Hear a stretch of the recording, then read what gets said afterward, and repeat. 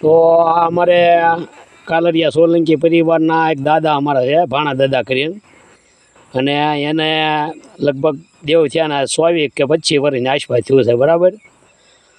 તો એ દાદાને તમે અત્યારે છે કે નહીં કે કોઈનો માલ ઢોર ભરાઈ જાય, કોઈનું છોકરું વાનું ભરાઈ જાય, ગમે હોય, અને દુનિયાની અંદર ગમે ત્યાં હોય એ ત્યાં તમે એને 2 હાવણીને હળી એ હાંકી નાખો, અથવા એના નમતનો દોરો એને બાંધી દો, એટલે છોકરું ભરાઈ જાય, માલ ભરાઈ જાય, તો એ છોકરું એને તમારે તાત્કાલિક એને સારું થઈ જાય 24 કલાકની અંદર, અને સારું થઈ જાય પછી તમારે એનું અહીં શરીફળ દાદાને નમતનું દેવા આવવું પડે, મતલબમાં કે મોટા ગરાઈ ગયા, અને અહીંયા 35 વીઘા જમીન છે, એની જમીનની અંદર આ અમારા ભાણા દાદા બેઠા છે, એ અમારા જૂના ભૂવા હતા મતલબમાં, અને તે પછી અમારા ભાઈને ભૂવા થાય પહેલાં જો આ બેઠા છે કે નહીં એ ભૂવા. તો આપણે કાંતિભાઈ આપણે દાદા જેવું છે ને 24 વર્ષ જેવું થયું છે, બરાબર. 24 વર્ષ છે. તો આપણે દાદા આમ ધાડા કામ તો કરે ને? અરે દાદા તો ધારો કામ કરી દીધું દાદા. એમ ને? હા. તો આપણે ગમે કંઈક છોકરું ભરાઈ ગયું કે અરે મનમાં માનો કે બધા ભાણા દાદા એમ તમારું છોકરું ભરાઈ ગયું છે, તમને શરીફ દેશેલ દેશે તો એવો ફારું થઈ જાય.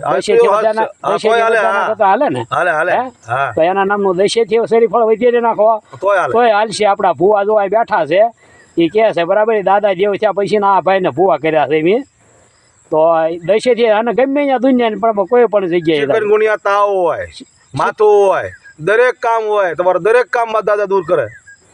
હા, તો ભાણા દાદાના નામનો તમારે ગમે હાવણીની હળી 5 લઈને એ કહેતા ને હળી 7 હોય ને, 7 વખત હાંકવાની આવે ને, એ 7 વખત તમારે ચિકનગુનિયા હોય, કોઈ માલ ભરાઈ ગયું હોય, છોકરું ભરાઈ ગયું હોય, કે ગાને કાંઈ તમારે કંઈ ગમે અસર માલ ઢોરને થયું હોય, તો એ તમારે હળી લઈને 7 વાર ઉપરથી ઉતારીને હાંકી નાખવાની, અને 3 વાર જમીન ઉપર પસાડવાની. એવું 3 ટાઈમ હાંકવાની. 3 ટાઈમ હાંકવાની, એ 3 ટાઈમ હાંકવાની છે.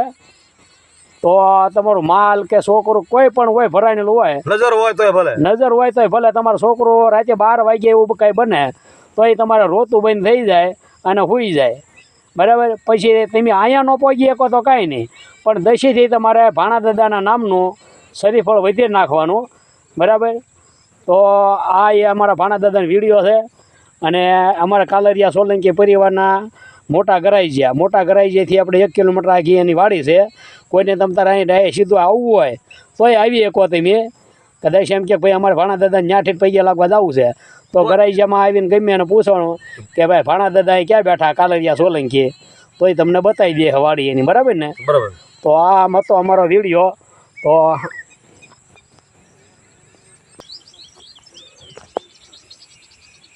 તો આ વિડીયો અમારો ગમ્યો હોય તો લાઈક કરજો, શેર કરજો અને સબસ્ક્રાઈબ કરજો. જય વેલનાથ. જય વેલનાથ. આવડ્યું ઉતારી લીધું.